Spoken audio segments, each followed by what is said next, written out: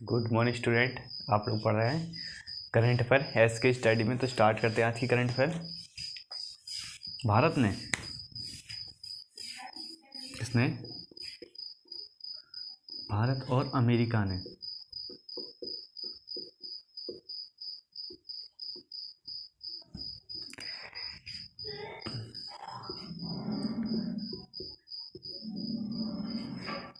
Tiger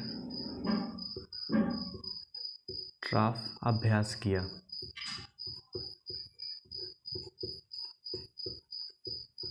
ठीक है, भारत और अमेरिका ने क्या किया? टाइगर ट्राफ नाम का क्या किया? अभ्यास किया। ये कहाँ पे किया? ये इन्होंने विशाखापट्टनम में 3 दिनों के लिए किया। इसमें क्या क्या चीज़ें आती हैं ये भी आप लोगों को बताएंगे। ठीक है, कहाँ पे किया? ये विशाखापट्टनम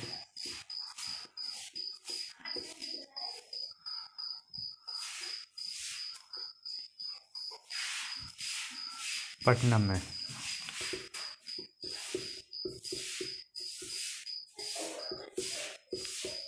3 दिन का ये अभ्यास था, विशाखापट्टनम में इस चीज़ को किया। और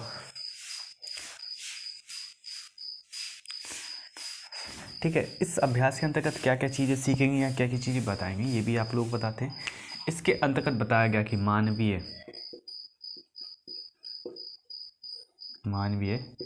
सहायता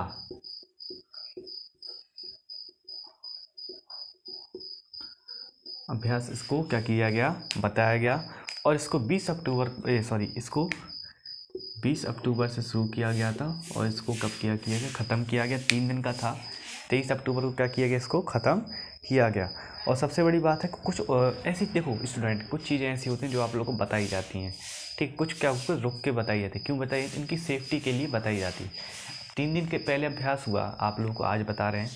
इसलिए बता रहे हैं कि इनकी जो अमेरिका के सैनिक हैं उनकी सेफ्टी के लिए, अपने भारत की सेफ्टी के लिए, कि ऐसा ना हो कि ये अभ्यास करो उस टाइम कुछ और अप्रिय क्या हो जाए, घटना हो जाए। तो इसके लिए क्या किया गया? इस अभ्यास को थोड़ा, हर किसी अभ्यास को अधिकतर गुप्त रखा जाता है। ठीक है, क्यों रखा जाता है? क्योंकि दूसरे देश की सैनिकों की सुरक्षा के लिए इस चीज़ को गुप्त रखा जाता है। और इसको बताया बाद में जाता है कि आप लोगों को भी प्रॉब्लम ना हो, उनको भी कोई प्रॉब्लम ना हो। ठीक है, पता चला आप लोगों को बताया। ठीक है, फिर किसी अभ्यास ऑनलाइन या सर्च किया तो फिर क्या हुआ? दूसरे देश के लोगों ने उन पर हमला कर दिया। किसी प्रकार की आतंकवादी गतिविधियों द्वारा इस चीज़ के कोई भी फैसला किया गया। ठीक है, और सबसे बड़ी बात है इसका एक उद्देश्य रखा गया जिसके प्रति काम किया गया। ये मानवीय सहायता अभ्यास था ये। ठीक है, और इसमें उद्देश्य क्या है इनका उद्देश्य ये है कि आपदा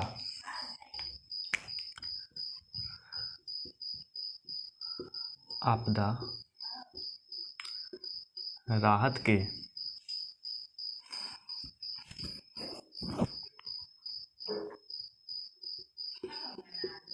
समन्वय के लिए दूसरों का सहयोग। ठीक है, आपदा राहत के समन्वय के लिए दूसरों का सहयोग, मतलब एक दूसरे को क्या होना चाहिए? सहयोग होना चाहिए।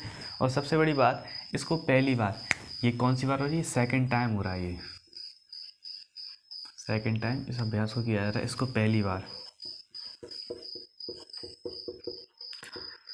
विशाखापट्टनम में किया गया था।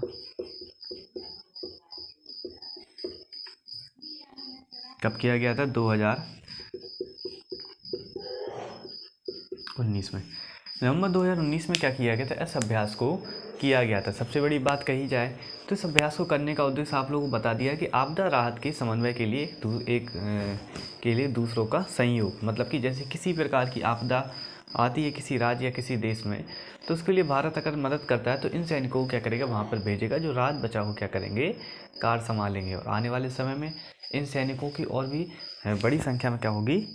वाहवाही होगी। क्यों? इनके द्वारा मदद की गई है। और भारत का एक क्या होगा? नाम अलग से परचम पर क्या होगा? लहराएगा। ठीक है, अब चलते हैं नेक्स्ट पॉइंट पर। 3 दिन से वीडियो नहीं हुई, इसके लिए सॉरी। दिवाली के काम में व्यस्त थे, हम भी व्यस्त ही थे।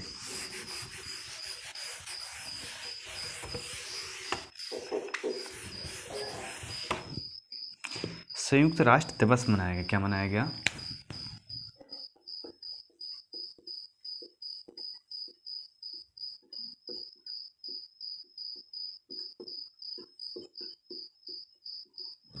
संयुक्त राष्ट्र दिवस मनाया गया। इस चीज़ को बताया कि संयुक्त राष्ट्र दिवस मनाया गया कितनी तारीख को, ये मनाया गया 24 अक्टूबर को। 24 अक्टूबर को क्या मनाया गया, संयुक्त राष्ट्र दिवस मनाया गया। इसके तहत पूरे संयुक्त राष्ट्रों की क्या होती है, एक संगठन होता है जिसके अंतर्गत बहुत सारे देश क्या होते हैं, शामिल होते हैं। और किसी संगठन द्वारा क्या किया जाता है, इसको पुरुष मतलब पूरे विश्व में क्या किया जाता है, इसको माना जाता है, बहुत उच्च लेवल पर क्या होता है, माना जाता है। इसकी स्थापना कब हुई थी, इसकी स्थापना हुई थी 1945 में, वर्ल्ड वॉर सेकंड के बाद। ठीक है, किसके द्वारा की थी, संयुक्त राष्ट्र संघ द्वारा।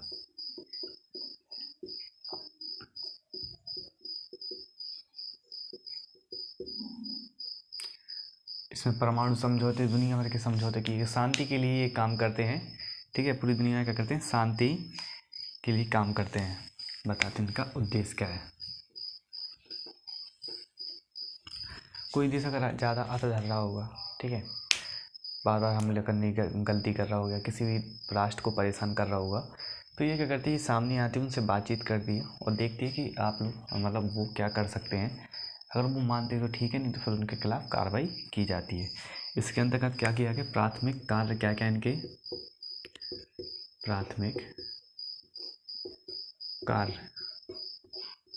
प्राथमिक कार्य हैं विश्व शांति,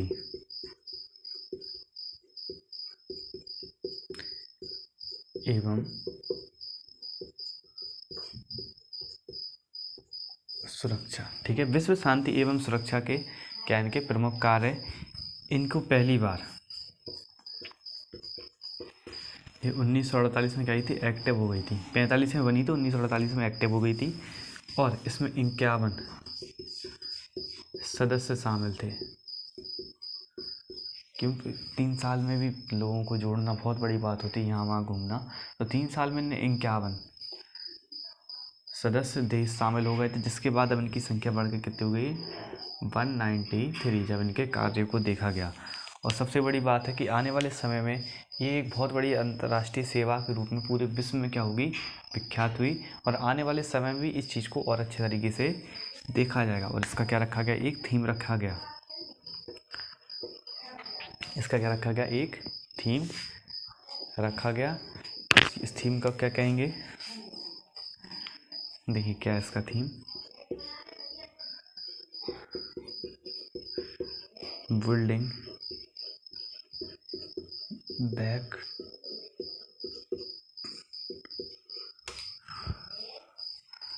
टुगेदर फॉर पीस एंड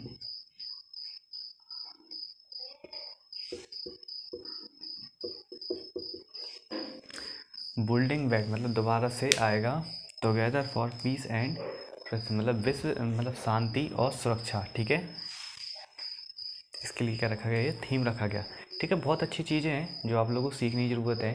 आने वाले समय आप अगर पढ़ाई कर रहे हो तो और अच्छी बात है, अगर पढ़ाई छोड़ के आप इस चीज़ की नॉलेज ले रहे हो तो और अच्छी बात है, क्योंकि नॉलेज सबसे बड़ी इंपॉर्टेंट चीज़ है। अगर आप लोग आपके पास नॉलेज है, देखिए टीवी न्यूज़ हो, किसी भी प्रकार की न्यूज़ होना ज़रूरी है।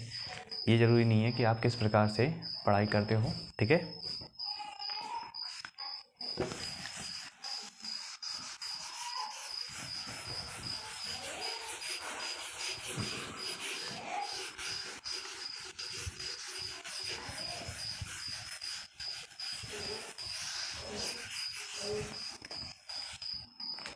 दुनिया में सबसे बड़ी बात है कि देखिए भारत अपना नाम क्या कर रहा है, दिन प्रतिदिन ऊंचा कर रहा है, मगर भारत में लोग क्या कर रहे हैं, थोड़ा सा अपने स्तर को गिरा रहे हैं। तो कुछ चीज़ों को देखा गया है और कुछ चीज़ों के लिए हमें समझना चाहिए, अपने आप को समझाना चाहिए कि हम किसी के से अगर अपनी तुलना करें तो सोच समझ कर करें। ठीक है, आने वाला समय हमारे लिए एक गोल्डन टाइम साबित होगा, मगर हमें अपनी मदद खुद करनी चाहिए, क्योंकि हमारे देश में सबसे ज़्यादा गरीबी और अन्य प्रकार की समस्या सबसे ज़्यादा है। ठीक है, अब चलते हैं नेक्स्ट पॉइंटर। ये थोड़ा अपने देश के गौरव की बात है जो हम नेक्स्ट पॉइंट पढ़ाने वाले हैं। FI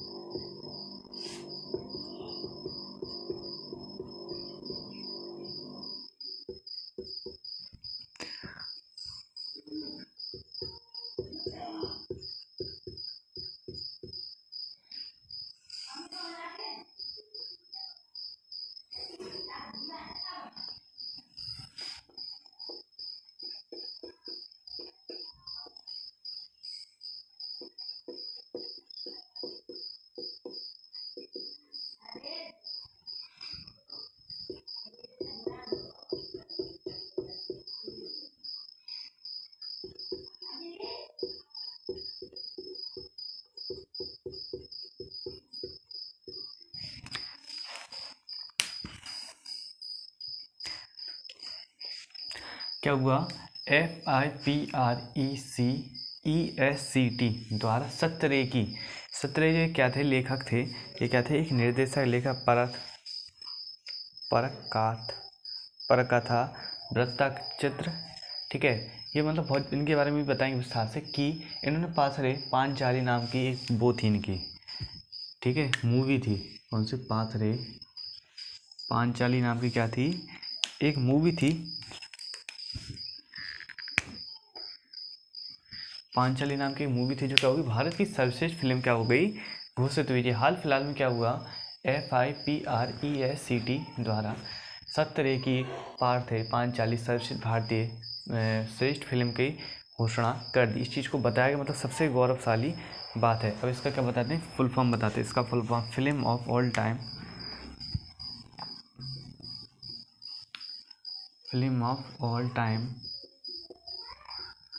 ठीक है, film of all time bye international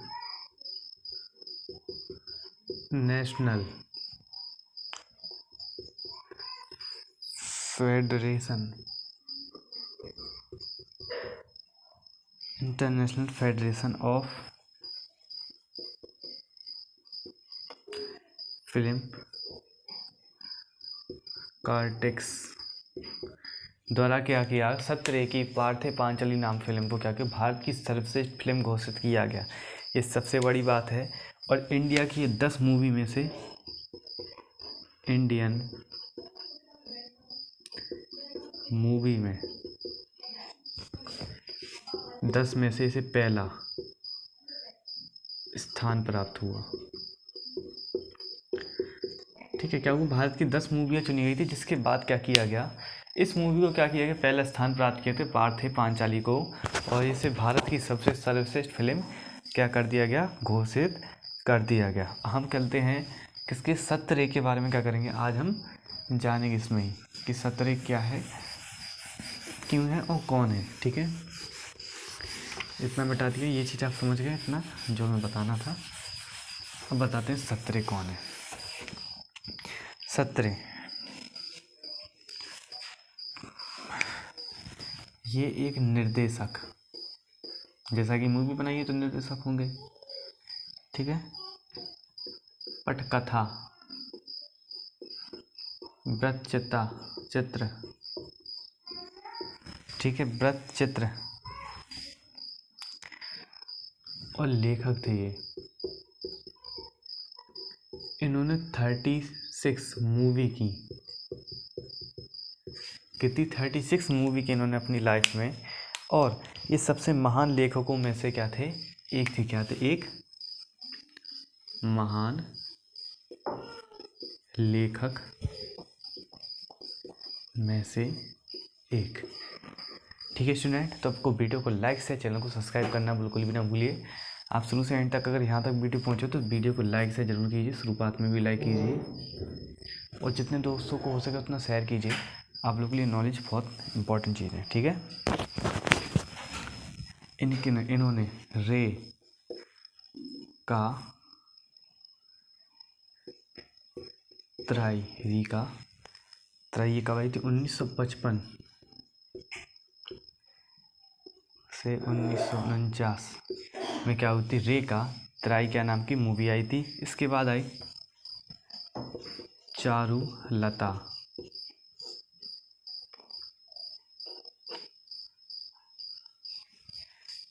की मूवी आई कौन सी, 1964 में। कौन सी, चारुलता की मूवी कब आई, 1964 में चारुलता की क्या आई, मूवी आई, ठीक है। और सबसे बड़ी बात है, जिनकी जो मूवी फेमस हुई ना, क्या नाम था इसका, पथरे पांचाली, ये इनकी 1955 में, मतलब कि फर्स्ट मूवी थी ये, क्या थी, इनकी पहली मूवी थी जो सबसे ज़्यादा क्या हो गई, फेमस हो गई। इस मूवी ने 11 अंतर्राष्ट्रीय पुरस्कार जीते, कितने, 11 अंतर्राष्ट्रीय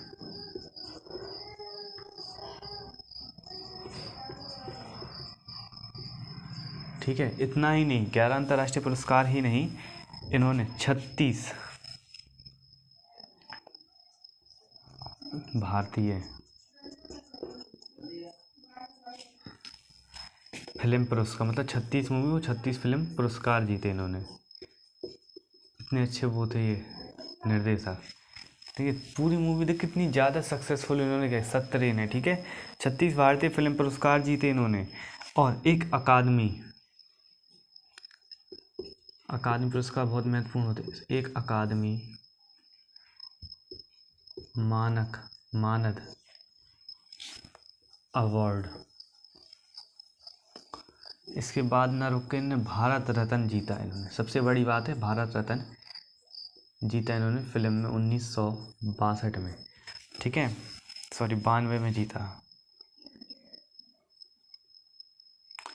तो मतलब कही जाए तो एक सबसे बड़ी बात है कि इनकी मूवी जिन्होंने अपनी लाइफ में देखी कितना सक्सेसफुल किया, जितने टाइम इन्होंने क्या किया अपने आप को, मतलब किसी भी चीज़ में दिया, पूरा फुल टाइम दिया। जैसे कि आप लोग पढ़ाई में दे रहे हो, फुल टाइम दे रहे हो अपना, तो अपना 100% दोगे तभी आपको 100% मिलेगा, ठीक है। थोड़ा सा आप चीज़ों से दूर रहिए, मतलब थोड़ा सा इंस्टा वगैरह, फेसबुक वगैरह इन चीज़ों से, सोशल मीडिया से थोड़ा सा दूर रहिए। अपनी मतलब सक्सेसफुल अगर आपको हासिल करनी है तो थोड़ा दूर रह के इस चीज़ पर आप क्या कर सकते हो, काम कर सकोगे, आपको बहुत अच्छा चीज़ें प्राप्त होंगी। और हम चाहते हैं कि आप लोग मतलब करंट अफेयर जो भी आप हमारे यहाँ से पढ़ो, अच्छे से अच्छा पढ़ कर जाओ और अच्छा से अच्छा लगे कि आपने कुछ पढ़ा है, ठीक है।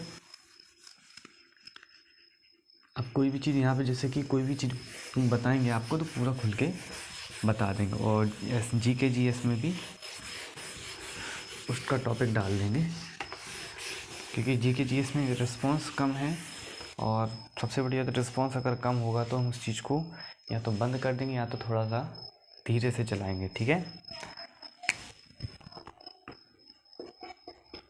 7वां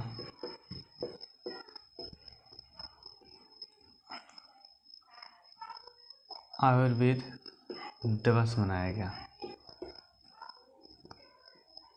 ठीक है। क्या हुआ, भारत में 7वीं बार आयुर्वेद दिवस क्या किया गया, मनाया गया, इस चीज़ को बताया गया, ठीक है। इसको कब मनाया जाता है, इसको 2016 से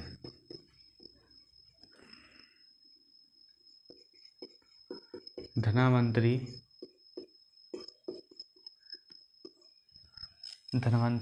दिवस के रूप में मनाया जाता है, ठीक है, या धन्वंतरी जयंती।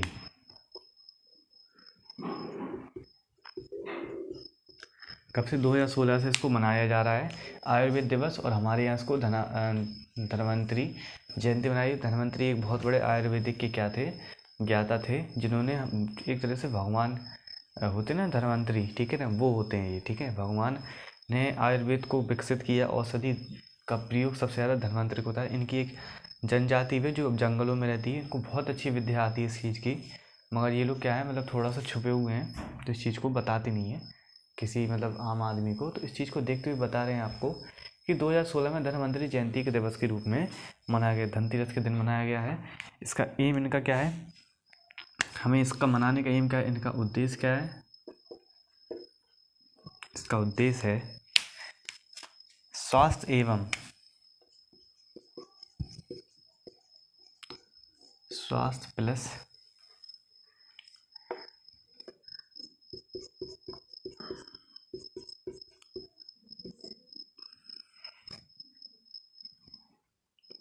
प्लस आयुर्वेद के महत्व के बारे में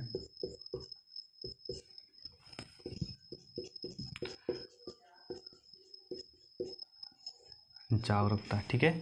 आयुर्वेद स्वास्थ्य एवं आयुर्वेद के महत्व के बारे में क्या करना है, जागरूकता करना, इस चीज़ को बताया गया। स्वास्थ्य एवं आयुर्वेद के महत्व के बारे में हम क्या करेंगे, पूरी दुनिया में क्या करेंगे, विख्यात करेंगे, जिससे कि हमारी जो ओल्ड मतलब जो पुरानी सभ्यता है तो क्या होंगी, इसके माध्यम से पूरी दुनिया में क्या होंगी, विख्यात होंगी। किसके माध्यम से, स्वास्थ्य प्लस आयुर्वेद के महत्व के बारे में जानेगी, तब दुनिया क्या होगी, हमारे देश के बारे में और अच्छे तरीके से क्या होगी जानेगी, क्योंकि हमारे देश में सबसे पहले आयुर्वेदिक बहुत टाइम से है, बस ये है लोगों को इस चीज़ का ज्ञान नहीं है। मतलब कि पहले जड़ी बूटी से सही होते, फिर अंग्रेजी दवाइयाँ ने धीरे धीरे क्या कर दिया, पूरे देश पर कब्जा कर लिया, ठीक है। तो इस चीज़ को देखा गया तो आने वाले समय में अंग्रेजी दवाई को महत्व को कम करके आयुर्वेद को पुनः जागृत करने के लिए इस दिवस को मनाया जाता है। ठीक है, इसको किस मंत्रालय द्वारा? इसको आयुष मंत्रालय द्वारा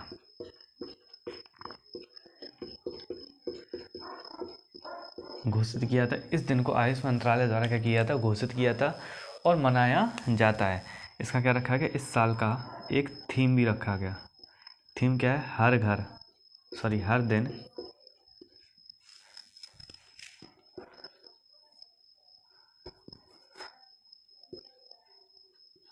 हर घर आयुर्वेद। ये थीम सबसे ज़्यादा इम्पोर्टेंट होता है। आप कहीं पे भी जाइए, किसी भी फील्ड में जाइए, थीम सबसे ज़्यादा क्या होते हैं? पूछे जाते हैं। तो आप लोगों को ये चीज़ पता होनी चाहिए कि थीम सबसे ज़्यादा इम्पोर्टेंट है और हमें इस थीम को क्या करना चाहिए? याद करना चाहिए। ठीक है, अब आयुर्वेद दिवस हो गया आज का।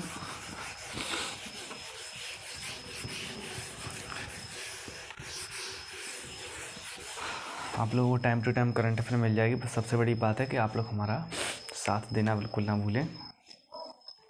अब चलते हैं, एक बहुत अच्छी योजना आई यूपी के लिए, SGVN, सजीवन ने यूपी में 75 मेगावाट की सोलर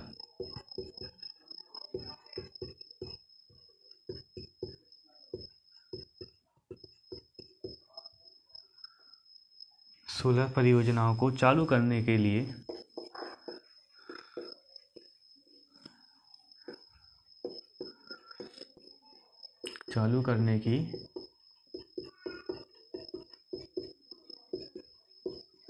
घोषणा की। क्या हुआ? सजीवन ने यूपी में 75 मेगावाट के सोलर परियोजना को चालू करने की क्या कर दी गई? घोषणा कर दी गई। इनके द्वारा बताया गया कि हम क्या करेंगे, यूपी में 75 मेगावाट की सोलर परियोजना क्या करेंगे? स्टार्ट करेंगे। ऐसी जगह स्टार्ट करेंगे जहाँ पे कुछ नहीं हो। तो इन्होंने क्षेत्र चुना कालपी तहसील। यहाँ पे सबसे ज़्यादा बिजली चोरी होती है। ठीक है, सबसे ज़्यादा यहाँ पे बिजली चोरी होती है। सबसे ज़्यादा लोग क्या, बहुत पैसे वाले यहाँ पे लोग, यहाँ पे ना लोगों के घर के नीचे तल घरों में बहुत पैसा छुपा है। सबसे ज़्यादा गांव जैसा इलाका दिख रहा है ना, कभी फटे चिट्ठी आदमी को, ये मतलब गरीब है, ये बहुत अमीर आदमी है ये लोग वहाँ पे। ठीक है, किस नाम से स्टार्ट की गई? सतलुज जल विद्युत निगम द्वारा।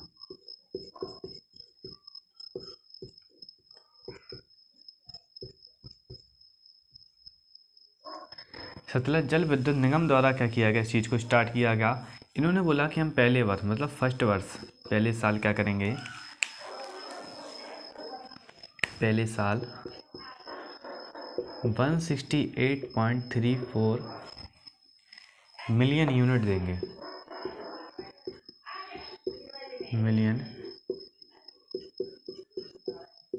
कितने? 168.38 मिलियन यूनिट क्या होंगे?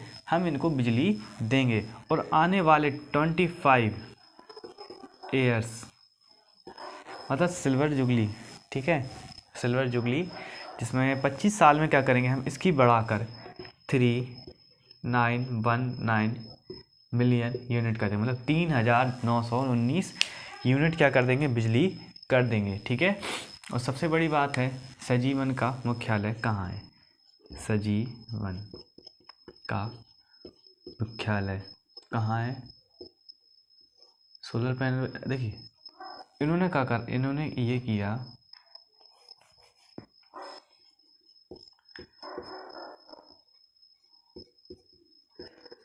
इन्होंने बहुत अच्छा जगह चुनी, शिमला। क्या इन्होंने बोला कि हम अपना मुख्यालय क्या रखेंगे? शिमला रखेंगे। क्यों रखेंगे? यहाँ पे धूप अच्छी आती है। ठीक है, यहाँ पे क्या आती है? धूप अच्छी आती है, थोड़ी ठंडी भी होती है, गर्मी होती है, अच्छी तरह से अच्छी जगह मौसम इन्होंने रखा। और इसकी स्थापना कब हुई थी? इसकी स्थापना हुई थी 1988 में। क्या हुई थी? इसकी स्थापना हुई थी। इन्होंने अपना मुख्यालय को शिमला रखा, जहाँ से इनको वर्करों को क्या कर सके? अच्छी तरह से ठंडे दिमाग से क्या कर सके? ऑपरेट कर सके। ज़्यादा गर्म दिमाग होगा दिल्ली में रखेंगे तो बहुत गर्म होगा, शिमला में रखा ठंडा इलाका है, ठंडा दिमाग होगा। ठीक है, वर्करों के साथ भी वर्करों के साथ भी क्या होंगे, ठंड से पेश आएंगे। ठीक है, अब चलते हैं एक लास्ट पॉइंट और अच्छा पॉइंट, इम्पोर्टेंट चीज़ है।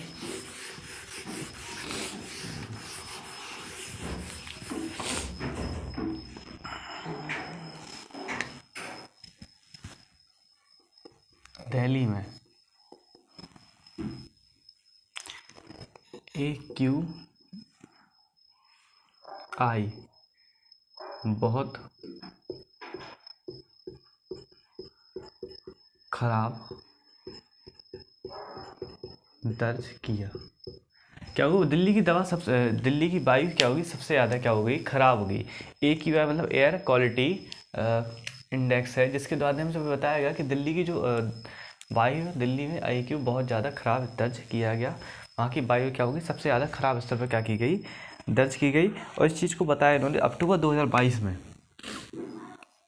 अक्टूबर 2022 मतलब कि दिवाली के बाद इस चीज़ को दर्ज किया गया। दिवाली के पूरे अक्टूबर में क्या किया गया, इसको दर्ज किया गया, जिसके बाद बताया गया कि यहाँ पे दिल्ली में बहुत ख़राब स्तर पर क्या ये चीज़ है। ठीक है,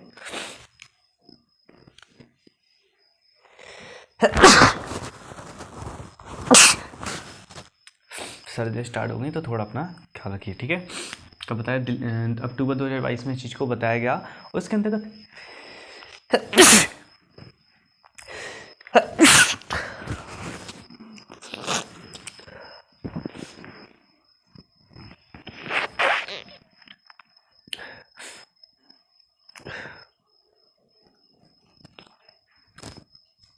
ठीक है, और इसमें AQI ये कितना बताया गया, ये 326 बताया गया। ठीक है, अब आपका होगा 326 ही तो है, बहुत कस के सर्दी पड़ रही तो इस चीज़ का ध्यान रखिए। ठीक है, तो इसको तबीयत खराब थी इसलिए 3 दिन से वीडियो नहीं डाली है, और जो 2 सब्सक्राइबर गिरे हुए हैं तो उनको बोलिए कृपया करके वापस आ जाइए। ठीक है, 0 से 50 के बीच में AQI अच्छा माना जाता है।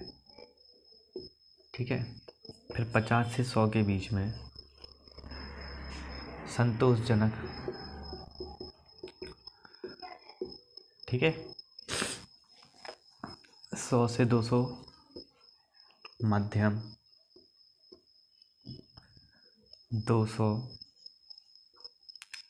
से 300 खराब।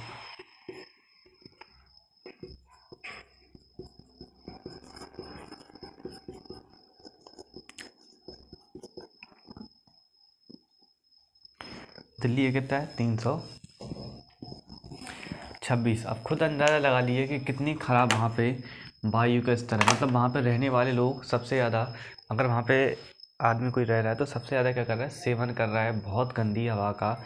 और आने वाले समय में उसको बीमारियाँ क्या होंगी, घेर लेंगी, और उसकी क्या होगा, दिन कम हो जाएंगे। ठीक है, उसके लिए आज के लिए इसमें इतना ही। वीडियो को लाइक से, चैनल को सब्सक्राइब करना भूलिए। जो कहा मैं तबीयत ख़राब है फिर भी आप लिए वीडियो डाल रहे हैं, तो वीडियो को लाइक से, चैनल को सब्सक्राइब करना बिल्कुल भी ना भूलिए। ठीक है, आज के लिए इसमें इतना ही।